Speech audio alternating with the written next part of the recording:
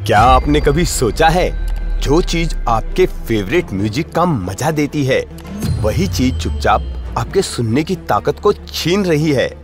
जी हाँ, आज की इस वीडियो में हम बात कर रहे हैं एयरबड्स की। क्या एयरबड्स हमारी हियरिंग को डैमेज कर सकती है? कैसे और क्या इसे रोका जा सकता है? आइए इस राज से पर्दा उठाते हैं।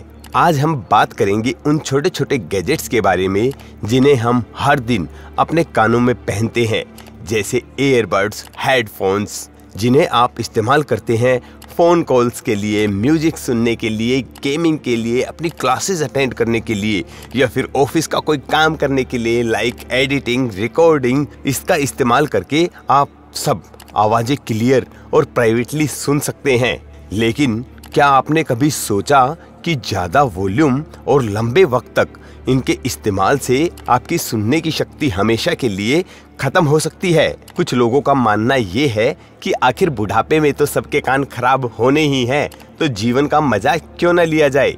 लेकिन ऐसा बिल्कुल नहीं है। कानों से कम सुनना या बिल्कुल ना सुनना उम्र की वजह से नहीं बल्कि गलत आदतों की वजह से होता है। जैसे यूवी रेज से स्किन डैमेज होती है, वैसे ही लाउड म्यूजिक से हियरिंग लॉस होता है। और अगर आप अपने कानों की सुनने की शक्ति को बनाए रखना चाहते हैं, हियरिंग लॉस को रोकना चाहते हैं, तो हमारी इस वीडियो को अंत तक जरूर देखें।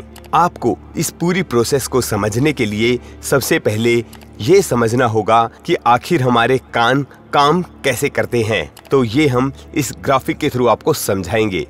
देखिए, हमारा कान 3 हिस्सों से मिलकर बना है, outer ear, middle ear, inner ear. इसे कोकिला भी कहा जाता है। कोकिला एक फ्लूइड फिल्ड चैम्बर होता है जिसमें छोटे छोटे हेयर सेल्स होते हैं। यही हेयर सेल्स साउंड वेव्स को इलेक्ट्रिकल सिग्नल में बदलकर हमारे ब्रेन तक भेजते हैं, जिससे हम सुन पाते हैं। लेकिन जब हम बहुत तेज वॉल्यूम पर म्यूजिक सुनते हैं तो ये तेज साउंड वेव्स हमारे कोकिला के हेयर सेल्स को तेजी से हिलाना शुरू कर देती है। और अगर ये सिलसिला काफी समय तक जारी रहे तो ये हेयर सेल्स धीरे धीरे डैमेज हो जाते हैं। और यकीन मानिए, ये डैमेज परमानेंट होता है। यानी कि अगर आपके कानों की शक्ति, आपके सुनने की शक्ति एक बार गई तो उसे इस दुनिया का कोई भी डॉक्टर सही नहीं कर सकता।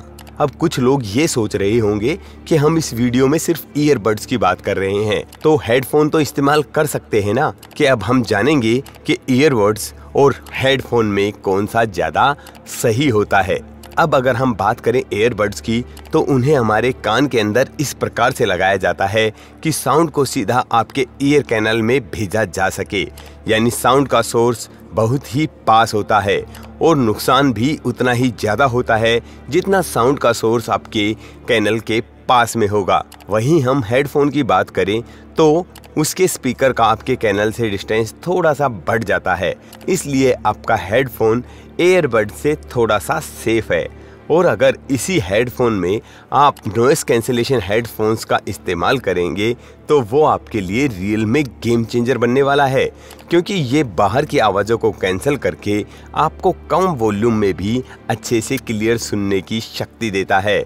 ये थोड़ा महंगे तो आते हैं, पर आपके कानों के सामने इनकी कीमत कुछ भी नहीं है। अगर आपको एयरबड्स और हेडफोन्स में से एक चीज़ को चूज करना हो तो आप नॉइस कैंसिलेशन हेडफोन्स ही चूज करें। ऐसा नहीं है कि आपका हेडफोन से लॉस नहीं हो रहा है, लॉस तो आपका हेडफोन से भी हो रहा है, पर एयरबड्स के मामले में काफ़ी कम।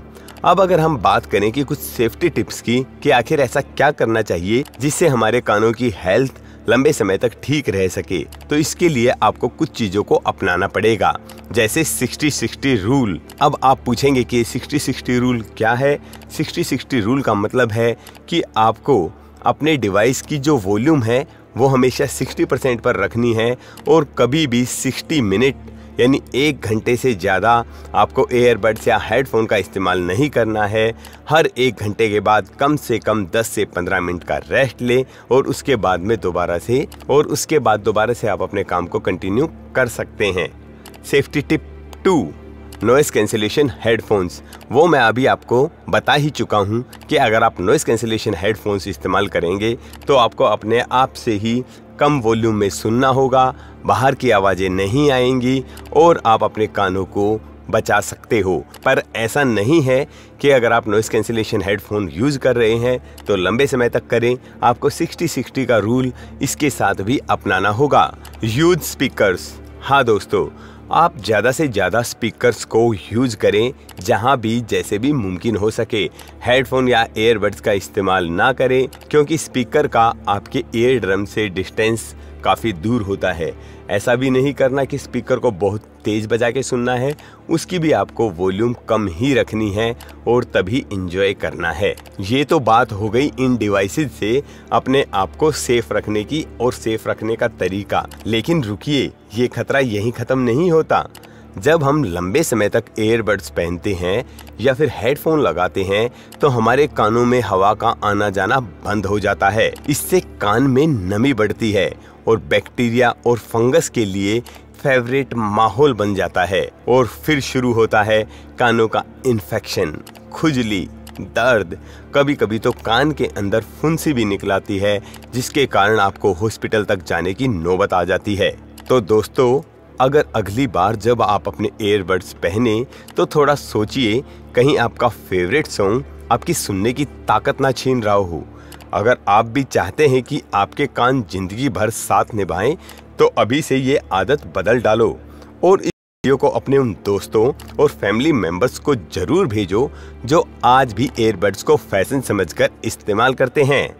अगली बार जब म्यूजिक सुनो तो ये सोचकर सुनो कहीं ये आवाज़ आपकी आखिरी आवाज़ ना बन जाए। और क्लिक करो अब इस वीडियो को और जानो कैसे आप अपने पेट को घटा सकते हो। See you the next one. Stay safe, stay sound. Okay, धन्यवाद दोस्तों।